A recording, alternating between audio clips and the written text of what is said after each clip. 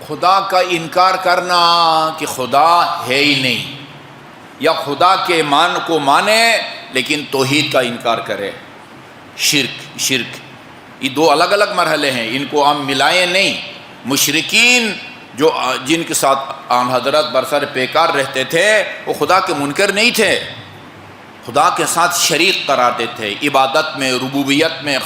وہ قرآن میں ہے، اگر آپ ان سے پوچھیں کہ آسمانوں کو زمینوں کو کس نے پیدا کیا، وہ یقیناً کہیں اللہ تعالیٰ نے پیدا کی۔ یہ مشرک کہتے ہیں زمین آسمان کو اللہ نے پیدا کیا ہے۔ پھر کیوں وہ ناپاک تھے جس کو سب سے بڑا ظلم کہا گیا ہے، وہ خدا کا شریک قرار دیتے تھے، اپنے ان بتوں کو خدا کا شریک قرار دیتے تھے، ربوبیت میں عبادت میں شریک قرار دیتے تھے۔ شرک اور کفر دونوں کے دونوں گناہ کبیرہ ہیں۔ اللہ کی رحمت سے مایوس ہونا گناہ کبیرہ ہے۔ لا تقنطوا، دو آیتوں میں اس کو بیان کیا گیا ہے۔ قنوت قاف نون توئن، اس کا معنی بھی مایوس ہونا ہے، اور یاس، یہ مایوس اسی یاس سے بنا ہے۔ جس طرح وہ لفظ قتل سے مقتول بنتا ہے اور لفظ ظلم سے مظلوم بنتا ہے، اسی طرح لفظ یاس سے مایوس بنتا ہے۔ لا تقنطوا من رحمت اللہ، اس کا مطلب بھی اللہ تعالیٰ کی رحمت سے مایوس نہ ہو۔ ولا تیأسوا من رحمت اللہ، اللہ تعالیٰ کی وہ رحمت سے مایوس نہ ہو۔ خدا کی رحمت سے مایوس ہونا گناہ کبیرہ ہے، گناہ کبیرہ ہے، شرک کی طرح گناہ کبیرہ ہے، خدا کی انکار کی طرح گناہ کبیرہ ہے۔ البتہ دونوں کی شدت اور سنگینی میں فرق ہے۔ خدا کی رحمت سے مایوس ہونا بھی گناہ کبیرہ ہے، اور کسی کو خدا کا شریک قرار دینا یہ بھی گناہ کبیرہ ہے۔ لیکن کبیرہ کبیرہ میں بھی فرق ہوتا ہے، کبیرہ کبیرہ میں فرق ہوتا ہے۔ ابھی ہم اس مرحلوں کو بیان نہیں کر رہے۔ نمبر 3، اللہ تعالیٰ کے وہ تدبیر، ہیلا یا اس کے عذاب سے اپنے آپ کو مکمل محفوظ تصور کرنا۔ وہ اکثر یہ جملہ مشہور ہے، اللہ کریم ہے۔ اللہ کے کریم ہونے میں کوئی شک نہیں ہے، لیکن کس پر اللہ تعالیٰ کرم فرماتا ہے وہاں اس کو سمجھنے کی ضرورت ہے۔ کس پر کرم فرماتا ہے؟ وہ کہتے ہیں، وہ اشعار میں نے سنے ہیں، ایک سادگی لوگوں میں، ہمارے سامعین میں، عزاداروں میں یہ ہے کہ وہ جو اشعار پڑھے جاتے ہیں نا ممبر سے، ان اشعار کو بنیاد بنا کے اپنا ایک عقیدہ بنا لیتے ہیں۔ وہ ایک شعر پڑھ رہے تھے، وہ ہم قبر میں نکیر منکر جب سوال کریں گے، امیر المومنین وہاں بیٹھ کے ہماری طرف سے جواب دیں گے۔ کیوں بھائی، یہ کوئی حج ہے کہ آپ معذور ہیں، اپنی طرف کسی کو حج بدل کے لیے بھیج رہے ہیں؟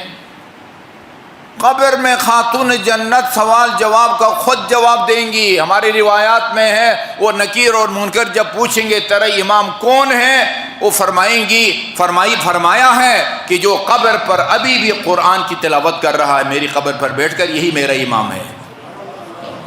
جی، خاتون جنت خود جواب دیتی ہیں، جناب فاطمہ بنت اسد خود جواب دیتی ہیں۔ جی، آپ وکیل بنائیں گے حضرت علی کو کہ آپ ہماری طرف سے سوالات کا جواب دیں، آپ کا کام کیا ہے؟ یہ ان باتوں میں نہ آئیں، ٹھوس قرآن اور معتبر احادیث میں جو عقیدہ بیان کیا گیا ہے اس کو اپنائیں۔ جی ہاں،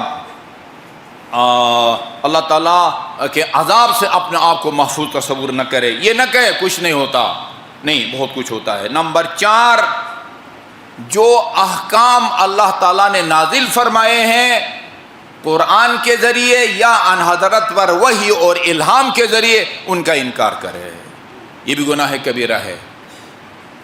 نماز فرض نہیں ہے، خدا نے قرآن نے واضح فرمایا، اقیم الصلاۃ لدلوک الشمس الی غسق اللیل، اقیموا الصلاۃ وآتوا الزکاۃ للہ علی الناس حج البیت من استطاع الیہ سبیلا۔ وہ ایک وفاقی وزیر بنے تھے ہمارے، اثنا عشری وفاقی وزیر بنے تھے ہمارے۔ وہ کاروان میں کچھ علماء کرام اور سالاروں کے نام نہیں آئے تھے قرآن اندازی میں، ٹائم لے کے ان کے پاس گئے کہ آپ منسٹر کو، وزارت مذہبی امور میں منسٹر کو یا سیکرٹری کو فون کریں، وہ سالار کے بغیر، علماء کے بغیر ہم حج نہیں کر سکتے۔ تو انہوں نے کہا کہ آپ کو کس نے کہا ہے مکہ جانے کا؟ کربلا جاؤ، وہی حج ہے۔ ایسا نہیں ہے میرے بھائی، کربلا میں جا کے امام حسین کی زیارت کا ثواب مستحب حج اور عمرہ سے زیادہ ہے، یہ آغاز سیستانی نماسک حج کے اندر لکھا ہوا ہے، لیکن واجب حج کا متبادل 10-20 ہزار زیارتیں بھی نہیں بن سکتی ہیں۔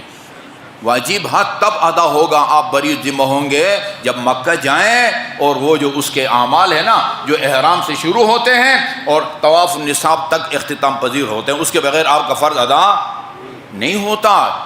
جو احکام خدا کی طرف سے نازل کیے گئے ہیں جی، ان میں سے کسی ایک کا انکار کرے، زکوٰۃ واجب نہیں ہے، حج واجب نہیں ہے، روزہ واجب نہیں ہے، امر بالمعروف واجب نہیں ہے، یہ بھی گناہ کبیرہ میں سے ہے۔